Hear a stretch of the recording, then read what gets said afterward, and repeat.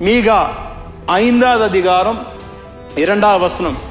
எப்பிராத்தா எண்ணப்பட்ட பெத்லெகேமே, நீ யூதேயாவில் உள்ள ஆயிரங்களுக்குள்ளே சிறியதாயும், இஸ்ரவேலை ஆளப்போகிறவர் உன்னிடத்திலிருந்து புறப்பட்டு என்னிடத்தில் வருவார். அவருடைய புறப்படுதல் அநாதி நாட்களாகிய பூர்வத்தினுடையது. ஒரு மனிதன் பிறப்பதற்கு முன்பதாகவே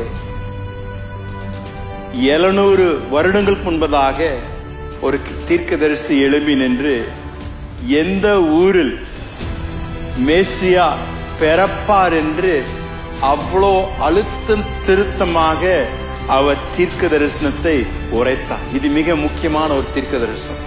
இயேசு இதை நிறைவேற்றினார் தன்னுடைய வாழ்க்கையில்.